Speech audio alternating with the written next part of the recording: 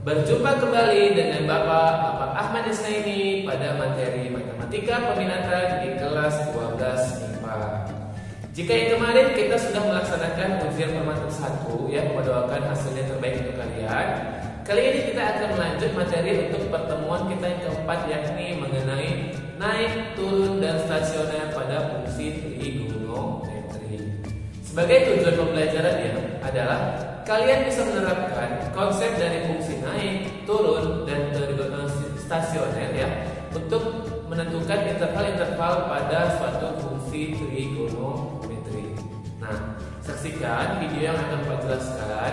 Jika ada pertanyaan, silakan disampaikan di Discord-nya. Semangat!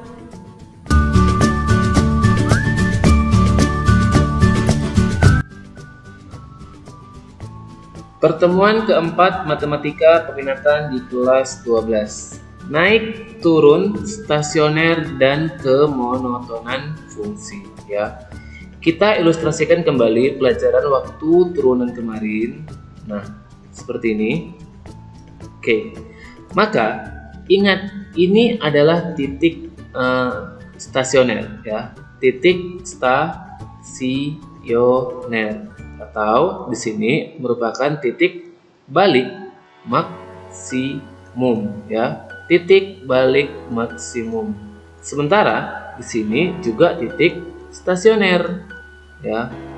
Ini disebut dengan titik balik minimum. Nah, pada gambar ini maka lihat, ini kemarilah yang disebut dengan fungsi naik ya. Ini kemari juga disebut dengan fungsi naik.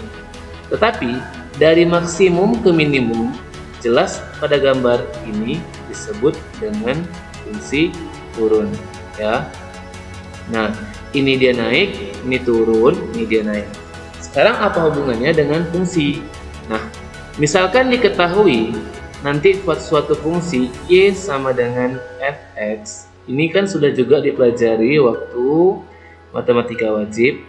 Jika dikatakan fungsi itu naik ya, dikatakan fungsi itu dia akan naik itu jika turunan pertamanya ini lebih besar dari 0. Sementara suatu fungsi dikatakan nanti dia turun ini jika f aksen x-nya lebih kecil dari 0. Dan yang ketiga, jika suatu fungsi dikatakan stasioner, itu syaratnya itu f aksen x sama dengan 0. Ini sedikit review dari pelajaran matematika wajib. Nah, permasalahannya kita akan membahas fungsi trigonometri. Jadi ini kita harus paham dulu yang disebut dengan pertidaksamaan trigonometri. Nah, ini mungkin kalian sudah lupa.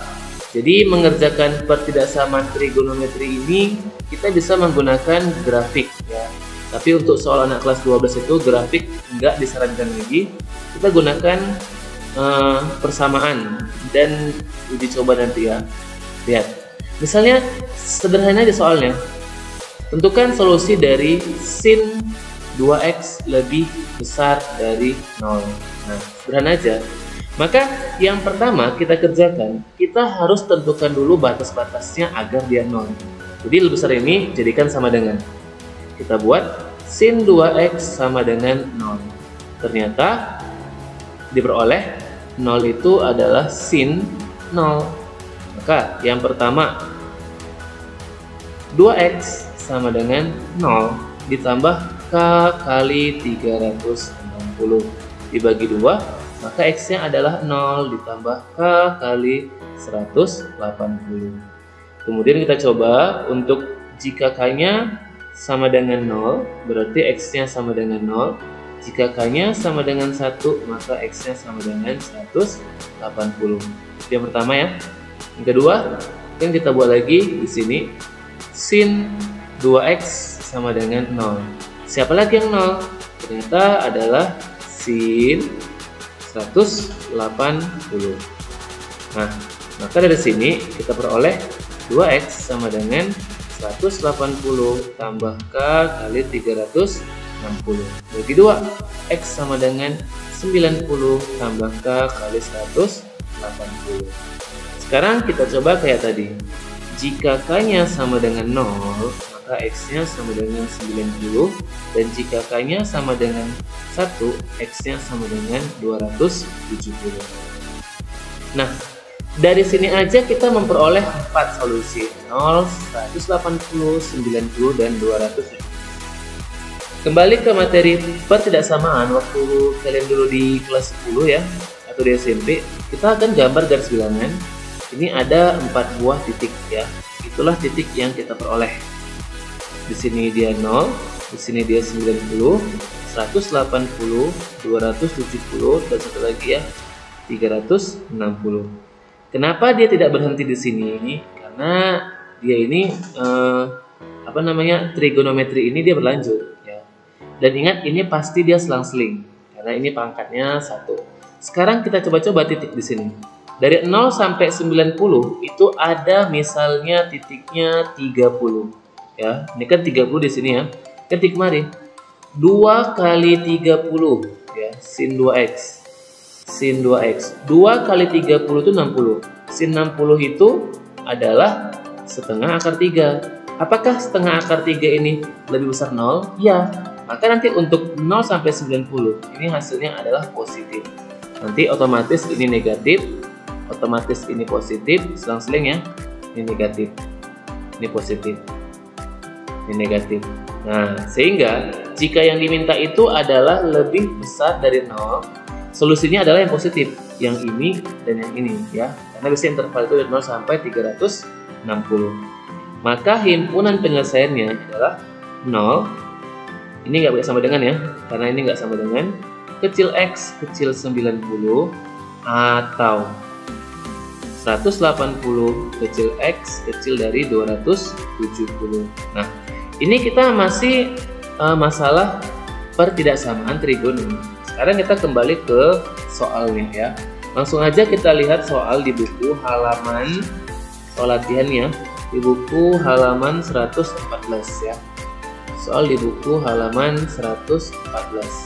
Kita lihat soal yang nomor 4. Diberikan sebuah fungsi yakni gx-nya sama dengan 2 cos x sin x ya. Tentukan ya, kita ganti soalnya, tentukan interval naik turun stasioner ya. Nah, ternyata bentuk ini bisa kita rubah menjadi bentuk sin 2x ya kan. Nah, ingat, jika yang namanya naik, sebelumnya tentukan dulu turunannya supaya gampang. Maka turunannya di sini adalah, turunan dari sin 2x adalah 2 cos 2x.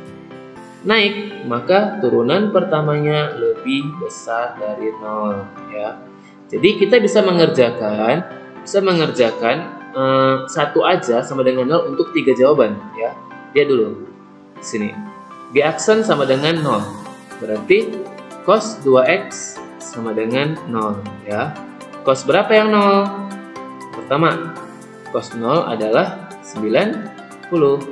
Maka 2x sama dengan 90 tambah K kali 360 bagi 2 ya.